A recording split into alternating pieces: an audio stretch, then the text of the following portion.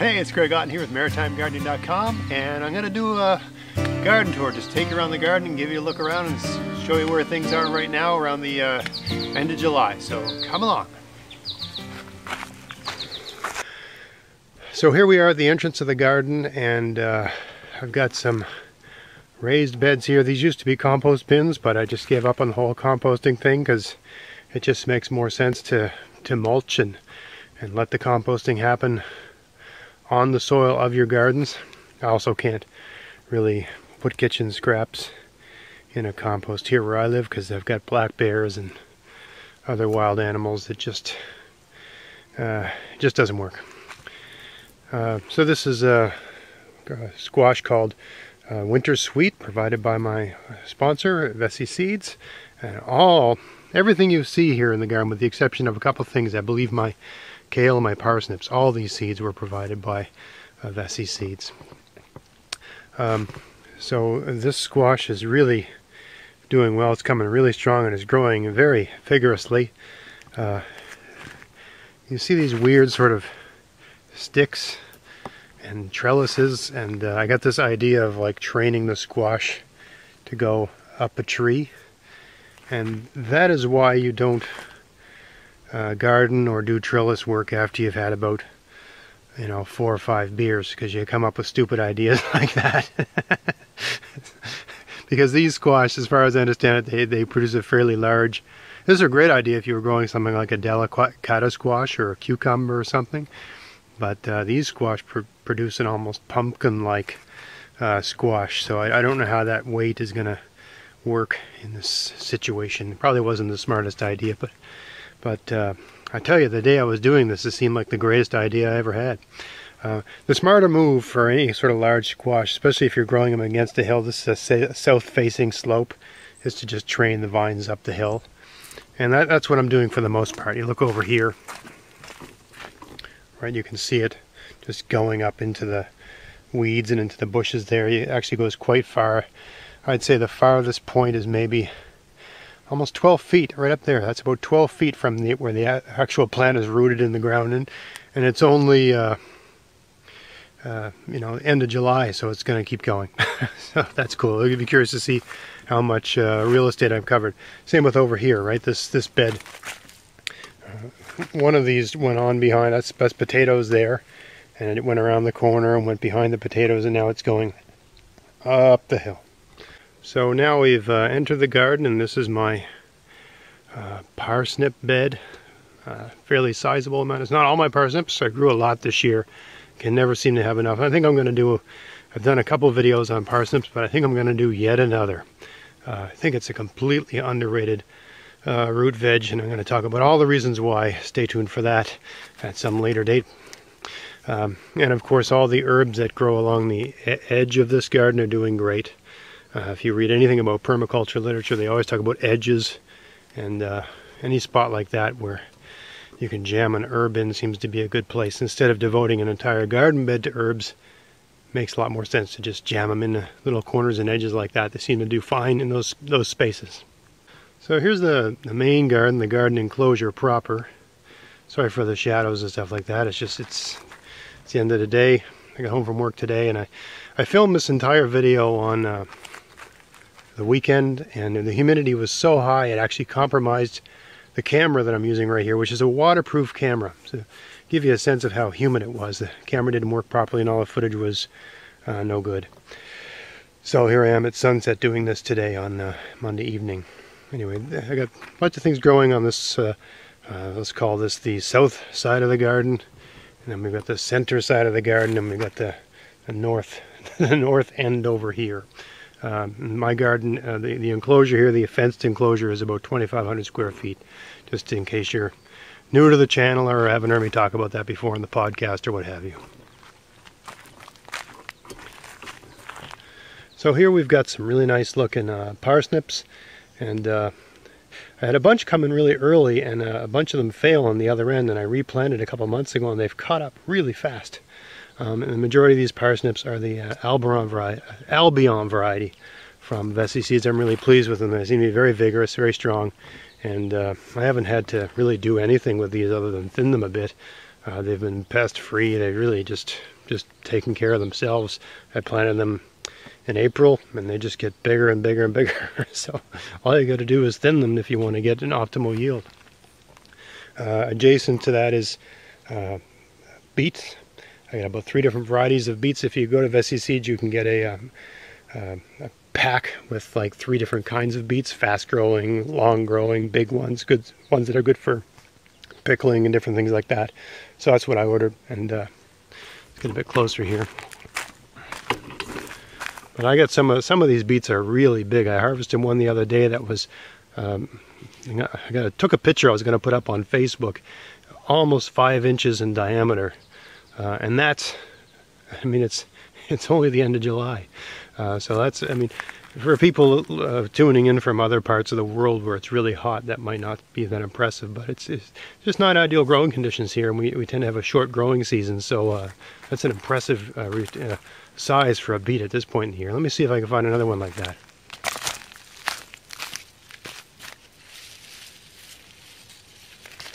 Okay, most of them are medium sized. There's a good one there. Whoa.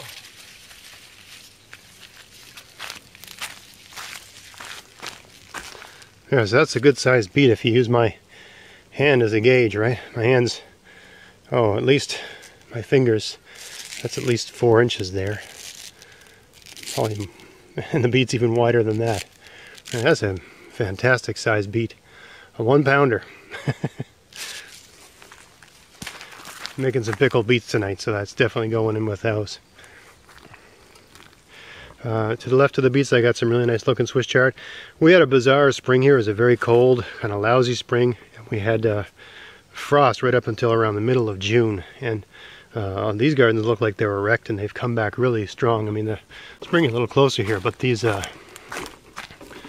Swiss chard are nice and big and strong and healthy, and we're pretty much eating these greens almost every day. I got so much greens to eat between the beet greens and the Swiss chard and the kale. Plenty to keep us going. This weird looking flower thing is a parsnip that I let go to seed. So parsnips are biennial. If you leave them in the ground, they'll come back in the second year and flower and make all kinds of, hundreds of seeds for you. You can plant those. So I usually set as, I harvest all of them but 1 or 2. This one here was about a 4 inch in diameter crown, so it was a really big parsnip, so I decided to let that one go to seed and save the seeds from it since it did so well. Adjacent to it, we've got a whole bunch of zucchini, and I've been eating those for about a week now, so that's good. I've had years where I couldn't eat zucchini until mid or late August, and I've had years where I could harvest zucchini in the middle of July, so this is a fairly good year in the sense that I can harvest them around the end of July. I'm, basically picking about 2 or 3 zucchini every couple days right now. That's a 4x8 bed, which is mostly zucchini except for this, mutant parsnip here. Right next to the zucchini, I've got this cucumber garden, fairly good sized 6-foot high trellis. The posts are different heights. Who cares? You just roll with it. I am not. I like things to have a certain degree of order and consistency in my garden, but I am certainly not anal retentive about it. It's all about getting it done. I don't have a lot of time. I've got a full-time job and I do this YouTube channel, and so I've got kids and they want to do stuff, and I got a wife and a house and all other stuff. So the garden's really last in place. The garden takes last place in order of importance. So everything just gets done hastily and quickly, but I think that's really useful for viewers to know, especially people that are contemplating growing their garden or doing more with their garden. You can do it if you've got limited time. I probably spend about, I don't know, maybe 10 minutes a day out here this time of year, maybe less. I mean, the only reason I'm out in the garden right now is because I'm filming this. When I came home from work, I came out and cut a couple heads of lettuce for my wife. That's all I did in the garden. And I trained, I spent about 1 minute directing these cucumbers up the trellis. Every 2 days, when you're trying to grow your cucumbers vertically, you have to sort of, they naturally want to go horizontally. They really don't want to go up. So you have to sort of help them, nudge them in the right direction, which isn't too hard to do if you've got a sort of trellis of this sort of design. You just weave the stems around the verticals, and they seem to hang on just fine. And they got these little tendril things that come out, and they'll just wrap themselves around, so it works out fine. And that way you can get a lot of, you know, sun exposure and air, and get a lot of cucumbers out of a relatively small area. A garden like this, 4 feet by 10 feet, I can make about, I don't know, 6 gallons of pickled cucumbers. And almost all my cucumbers, I grow them as pickling cucumbers because I just love fermented pickles. Over here I got some, right next to there's the cucumbers there. I've got kale and more kale. I've got 2 different varieties of kale basically. I've got the Red Russian, Siberian type kale, and this lacinato type kale. It's a variety provided by Vessi Seeds called Black Magic, I believe. So, but it's like lacinato, but it's been selected to do well in an area. It's doing pretty good. The ones in this garden are doing particularly well. So that's the best success I've been trying to grow a lacinato style or dinosaur style kale for years in this garden, and this is the best I've ever done in getting it to work. So there is something to be said for Vessi Seeds' claim that they select varieties that do well in the Maritimes. I live in a coastal region on the Atlantic Ocean in Zone 6A, and they're doing really well, and they're really tasty kale. So that's the sort of south side of the garden. That's south that way, and here's the center of the garden.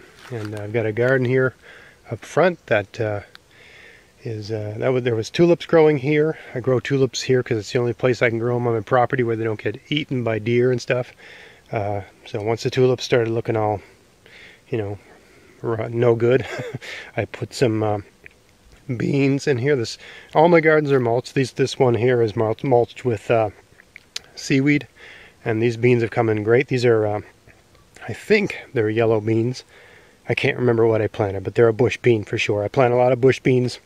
I have a short growing season here, and you never know when frost's going to come in the fall. It could come in, typically comes in October, but it could come in September. You just don't know. So you gotta anticipate a short growing season and choose varieties that are going to mature within 50-60 days. Most bush varieties are like that. Right after that I got another bean garden. This is just another variety of bush beans. I believe it's called French Filet, I think, something like that. Maxi Belle French Filet, another bush bean. And they've flowered, and the beans are starting to form, and I'm actually able to harvest a few right now thus far. After those French Filet, Maxi Belle French Filet, I've got a bunch of potatoes. I believe these are a combination of Red Norland and Red Chieftain potatoes. And down the center of that garden I've got a trellis growing sugar snap peas. That way you can get sort of 2 things out of a garden. I always tend to grow potatoes and peas together, or potatoes and beans together, just because you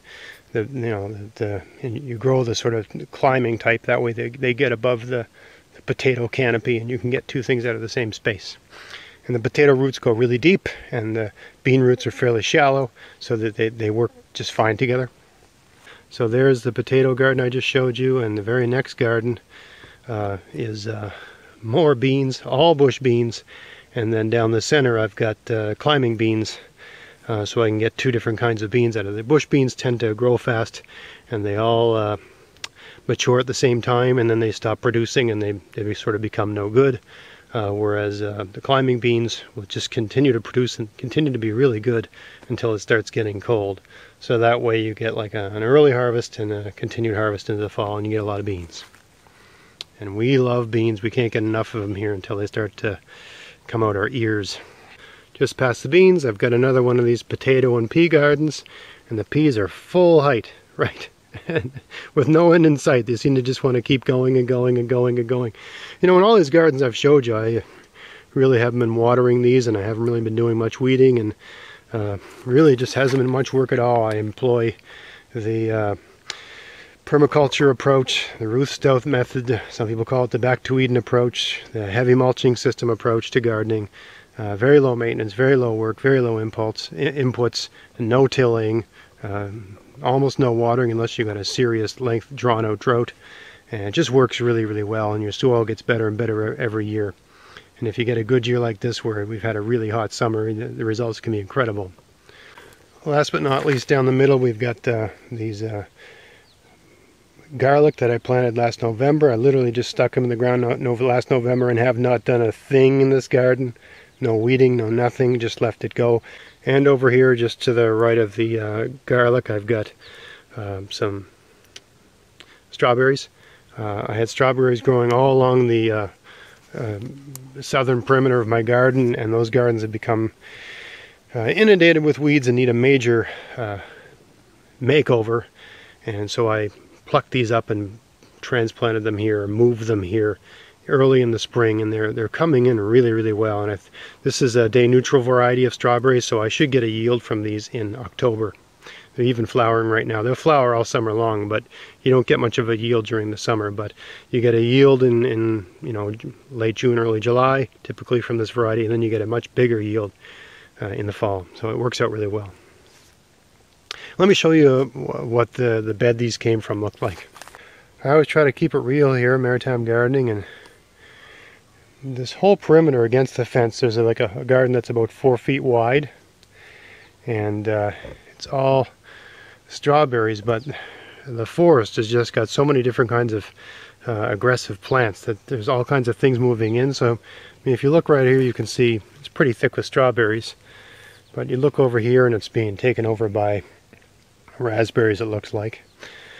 So what I've started doing in this garden is taking the strawberries out of here. I'm going to put them in my beds that are away from this edge. And I think what I'll do is I'll plant things along the edge that have to be pulled out, or things with really, really heavy aggressive foliage like squashes. I'm hoping a squash will do well here. It doesn't have ideal light. This year I planted a whole bunch of potatoes in this corner here. Potatoes seem to really do a good job of outcompeting weeds because the foliage comes in so heavy so fast. So you can see here it's a really nice bed of potatoes. I believe these are, I can't remember if they're Kennebec or Red Norland. I guess I'll know when I pull them. But the potatoes are definitely, you know, out competing the weeds. And of course when I pull the potatoes, anything that's growing in there will just come out too. So it sort of works out well as a kind of weeder, tiller type plant. And you get potatoes as a reward, right? So they do all the work, and then they give you a massive calorie crop at the same time, and there's nothing like growing your own potatoes. But just to keep it real, I mean, the rest of this strawberry garden is really gone all to hell.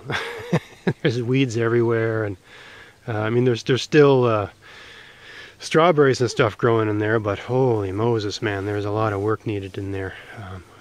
So I'm just not sweating it. I'm busy. I got other stuff to do. I've got plenty of, I think I'm going to get plenty of strawberries this year. And in the fall, all I'm going to do is take some of the strawberries out of there and put them in other beds in the garden. And I'm just going to mulch the heck out of that. And let the mulch do the work. And next fall, I'll make that whole thing a potato garden and let the potatoes do the rest of the work. And then just rotate different things in and out of there that can outcompete weeds a little bit more successfully than strawberries. The problem with the thing like strawberries is that, you know, the roots stay in the ground, and it's just difficult to weed in a situation like that, at least in my opinion.